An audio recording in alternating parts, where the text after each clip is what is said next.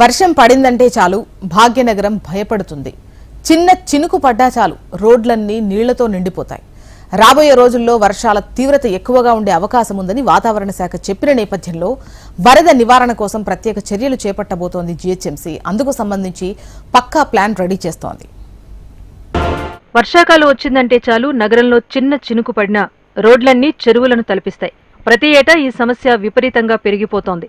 వరద నీటికి చెక్ పెట్టేందుకు జీహెచ్ఎంసీ ప్రత్యేక ప్రణాళికను సిద్ధం చేస్తోంది. భారీ వర్షాల కారణంగా హైదరాబాద్ నగరంలో ట్రాఫిక్ జామ్, వరద నీటి నిల్వ వంటి సమస్యల పరిష్కారానికి కార్యాచరణ ప్రణాళిక రూపొందించాలని సీఎస్ శాంతికుమారి అధికారులను ఆదేశించారు. ముఖ్యమంత్రి రేవంత్ రెడ్డి ఆదేశాల మేరకు సచివాలయంలో సంబంధిత అధికారులతో సమీక్ష నిర్వహించారు. వర్షాలకు సంబంధించిన సమాచారాన్ని ప్రజలకు చేరవేసేందుకు తగిన వ్యవస్థను ఏర్పాటు చేయాలని సీఎస్ శాంతికుమారి ఆదేశించారు. వచ్చే ఏడాది కల్లా వాటర్ లాగిన్ ఫ్రీ సిటీగా హైదరాబాద్ ను మార్చాలన్నారు.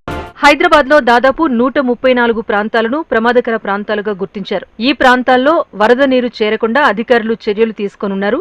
GHMC, water board, police, SPDCL, ఇతర శాఖలు, సంస్థల అధికారులు ఒక కమిటీగా ఏర్పడి నీటి ఎద్దడిని పరిశీలించి సమస్యను పూర్తిగా పరిష్కరిస్తారు. నగరంలో వర్షపు నీటి నిల్వ చేసేందుకు భారీ సామర్థ్యంతో ట్యాంకులను నిర్మిస్తున్నారు. ఇందులో ఇప్పటికే 3 ట్యాంకుల నిర్మాణం పురోగతిలో ఉంది. జీహెచ్ఎంసీ పరిధిలోని విపత్తు నిర్వహణ విభాగం మరింత బలోపేతం చేసేందుకు బల్దియా చర్యలు చేపట్టింది.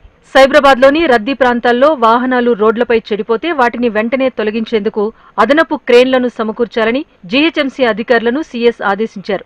భారీ వర్షాలు కురిస్తే సమస్యల పరిష్కారానికి క్షేత్రస్థాయిలో 630 మాన్సూన్ సపోర్ట్ టీంలు అందుబాటులో ఉంటాయని అధికారులు తెలిపారు. ప్రభుత్వం ఎంత చేసినా ప్రజల నుంచి కూడా కొంత మద్దతు అవసరమని అధికారులు అంటున్నారు. నాలాలో ప్రజలు చెత్త, వ్యర్థాలు వేయకుండా సహకరించాలని అధికారులు కోరుతున్నారు. వర్షం కురిసిన సమయంలో ఎక్కువగా ట్రాఫిక్ జామ్ అవుతున్న ప్రాంతాల్లో సైబర్ సిటీ ఒకటి. అన్ని ఐటీ కంపెనీల ఉద్యోగులు ఇంటికి వెళ్లే సమయం కూడా ఒకటే కావడంతో పెద్ద సంఖ్యలో వాహనాలు రోడ్ల మీదకొచ్చి రద్దీ ఏర్పడుతోందని గుర్తించారు. ఐటీ కంపెనీలు కూడా అందుకు అనుగుణంగా నిర్ణయం తీసుకుంటే ట్రాఫిక్ జామ్ ను తగ్గించవచ్చని అధికారులు సూచిస్తున్నారు. ప్రభుత్వం ఏర్పాటు చేస్తున్న ఈ మాన్సూన్ టీంల ప్లాన్ ఎంతవరకు వర్కౌట్ అవుతుందో వేచి